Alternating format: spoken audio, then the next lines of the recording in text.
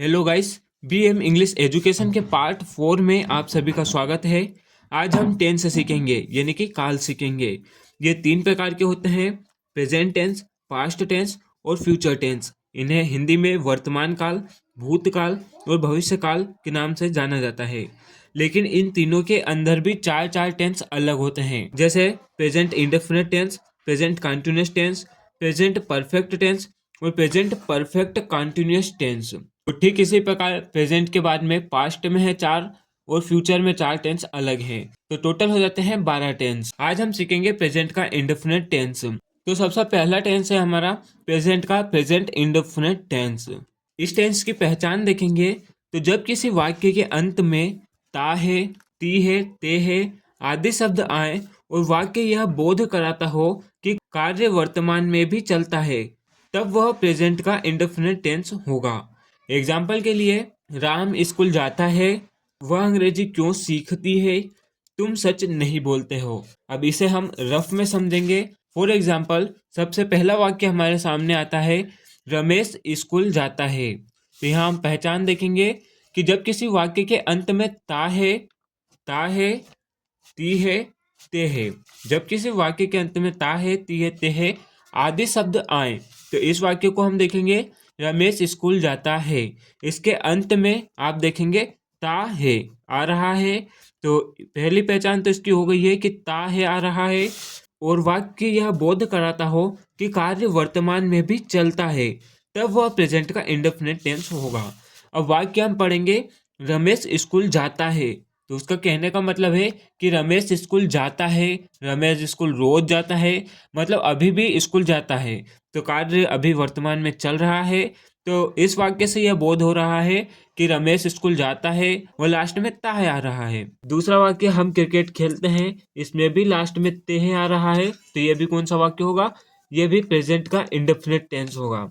तीसरा एग्जाम्पल है, वह मार्केट जाती है, इसमें भी लास्ट में ती है आ रहा है और वाक्य यह बोध करा रहा है कि वर्तमान का वाक्य है। तो यह भी प्रेजेंट का इंडेफिनिट टेंस होगा।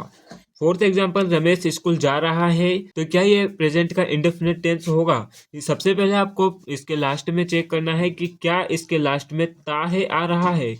अगर लास्ट में ता है, ती है, ते है नहीं आ रहा है तो यह प्रेजेंट का इंडेफिनिट टेंस नहीं है।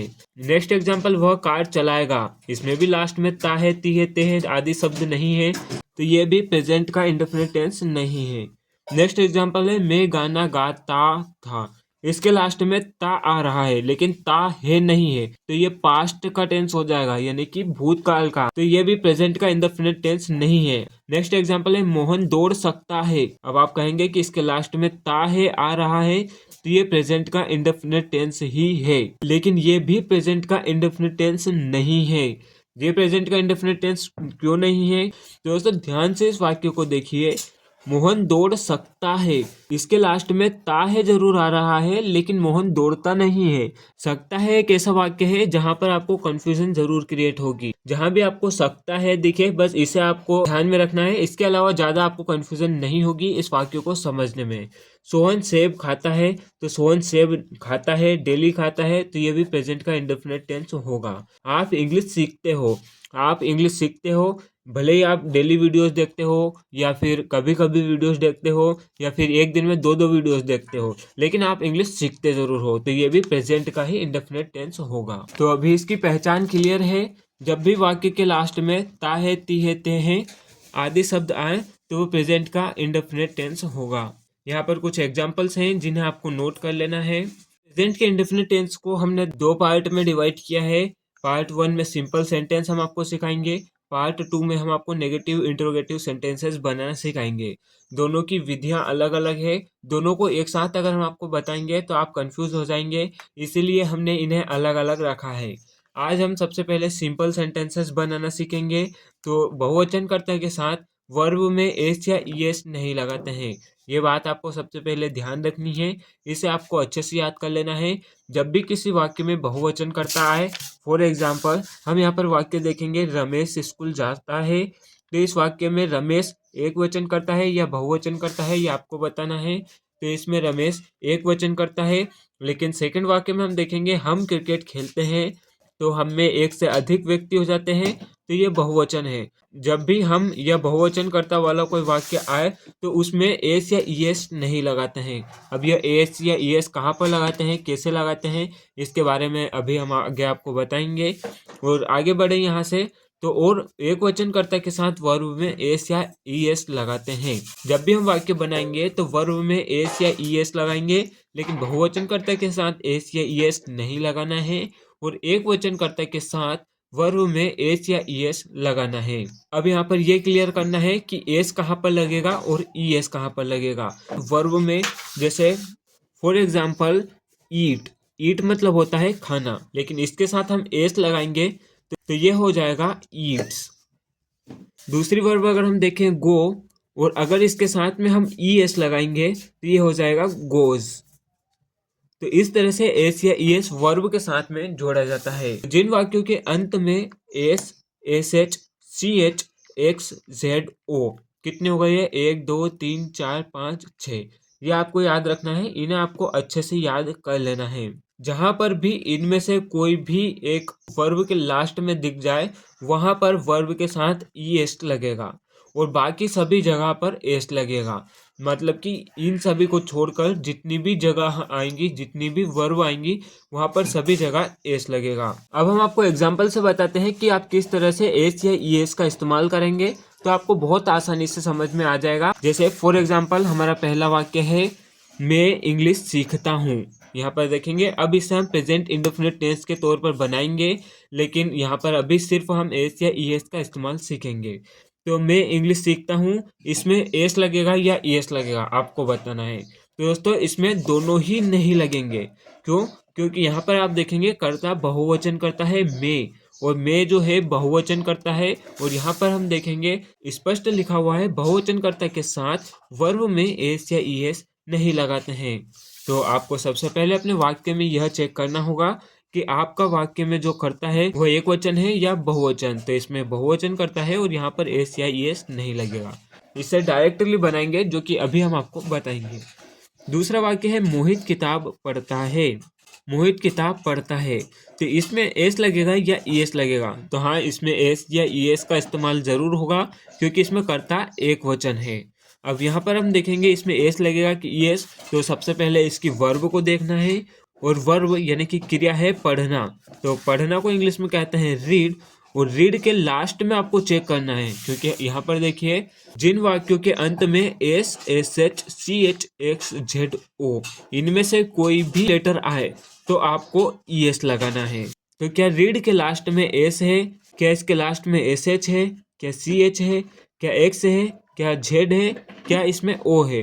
तो इसके लास्ट में इनमें से कोई भी नहीं है, तो यहाँ पर हम लगाएंगे एस। तो ये रीड का क्या हो जाएगा? रीड्स हो जाएगा। लेकिन वही दूसरा एग्जाम्पल हम देखें, वह स्कूल जाता है, तो यहाँ पर वह एक वचन करता है, तो यहाँ पर एस या ई एस का इस्तेमाल जरूर होगा। अब इसमें एस लगेगा या ई एस, इसके बारे में तो वर्ब से ही पता चलेगा, जो कि है जाना। जाना को इंग्लिश में कहते हैं गो, और गो के लास्ट में आ रहा है ओ। तो यहाँ पर हम देखेंगे S, S H, C H, X, Z, O, last में ओ है। यहाँ पर वर्ब आएगा, जिन वर्ब के अंत में S, S H, C H, X, Z, O आए तब वर्ब के साथ ई एस लगेगा। तो यहाँ पर वर्ब के लास्ट में ओ आ रहा है, तो यहाँ पर ई एस का इस्तेमाल किया जाएगा, तो गो का हो जाएगा गोस। अभी हम वाक्य बनाएंगे तब आपको और अच्छे से क्लियर हो जाएगा।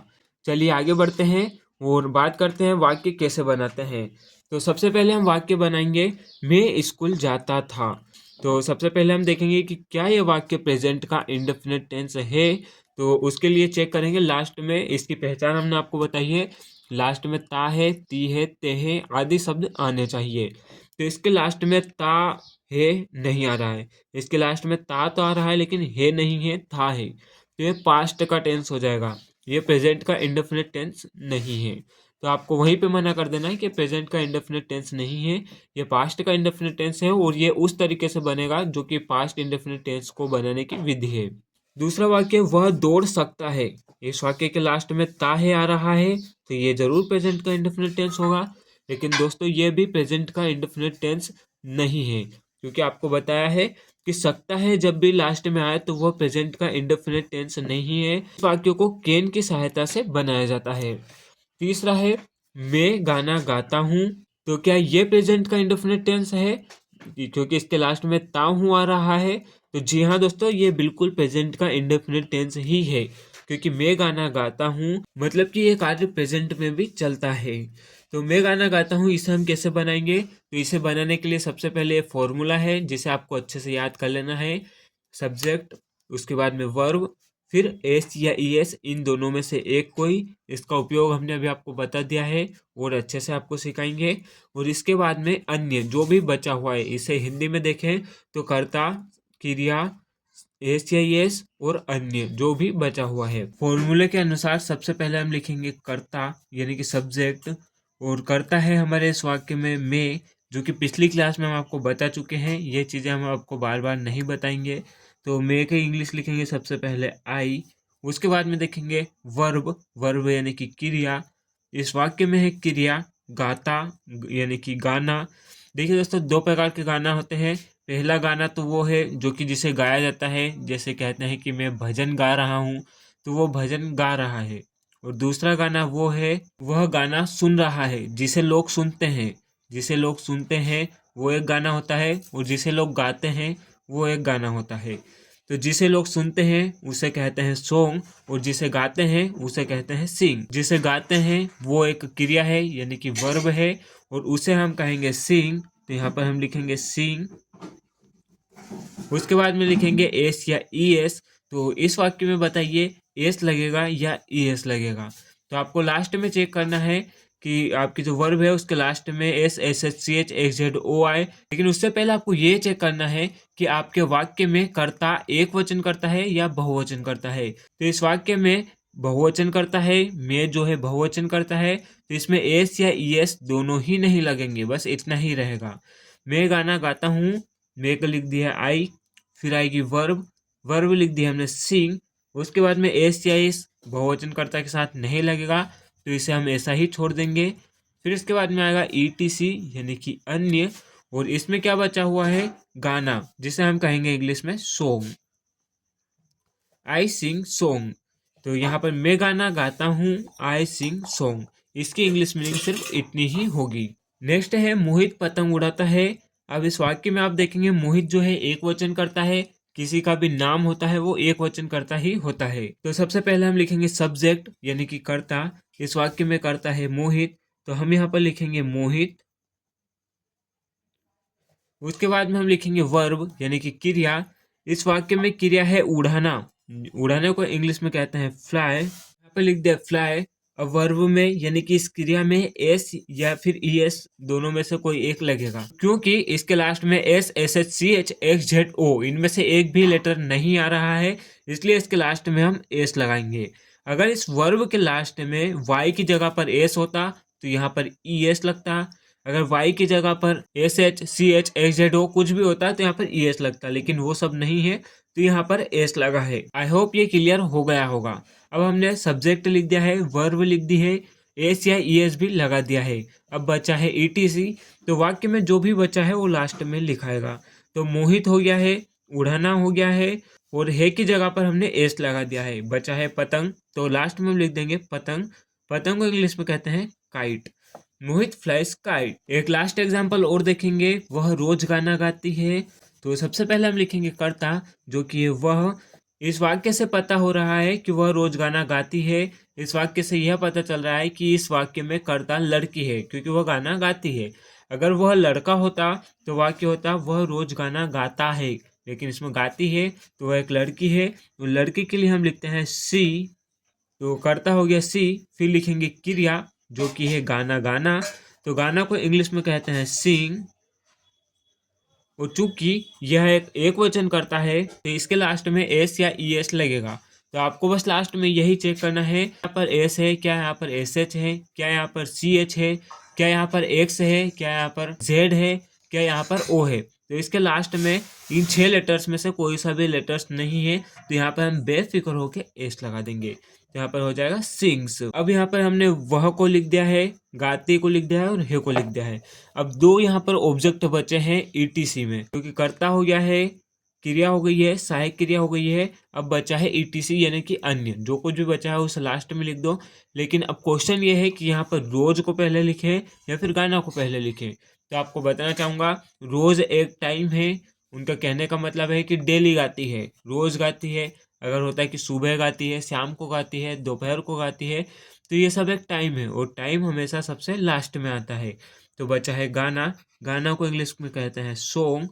और जो टाइम बचा है रोज, इसे हम लिख देंगे लास्ट में डेली। सी सिंग्स सॉन्ग डेली। वह रोज गाना गाती है। सी सिंग्स सॉन्ग डेली। तो इस तरह आप बिल्कुल आसानी से प्रेजेंट इंडेफिनिट टेंस के सिंपल सेंटेंसेस बना सकते हैं, जिनमें नकारात्मक वाक्य और प्रश्नवाचक वाक्य नहीं शामिल हैं। इनमें ना तो नकारात्मक शब्द शामिल है और ना ही प्रश्नवाचक शब्द शामिल है। बिल्कुल सिंपल सेंटेंस है और उसे एस या ई एस की सहायता से बनाए जाते हैं। तो दोस्तों, आपका यह होमवर्क है, जिसे आपको पहले खुद अपने हिसाब से बनाना है, चाहे आप गलत बनाएं या सही। फिर आपको इस वीडियो के कमेंट बॉक्स में जाकर चेक करना है, वहाँ पर इन सभी के आंसर आपको मिल जाएंगे। फिर आपको अपनी गलतियाँ सुधारनी है, अगर कुछ गलतियाँ आप करते हैं तो। इन सभी की प्रैक्टिस करना बहुत ज़्यादा ज़रूरी है, तो उसके लिए प्रैक्टिस वीडियो भी बनाया जा चुका है। हमारे चैनल पर जाकर आपको मिल जाएगा, या फिर इस वीडियो के डिस्क्रिप्शन बॉक्स में भी आपको वीडियो की लिंक मिल जाएगी, जिसके ज़रिए से आप प्रैक्टिस वीडियो देख सकते हैं और इन सभी की प्रैक्टिस कर सकते हैं। दोस्तों, आज के इस वीडियो में इतना ही। आज हमने सिंपल सेंटेंसेस बनाना सीख लिया है। कल हम नेगेटिव सेंटेंसेस और इंट्रोगेटिव सेंटेंसेस बनाना सीखेंगे। तो आज के लिए इतना ही। मिलते हैं नेक्स्ट क्लास में।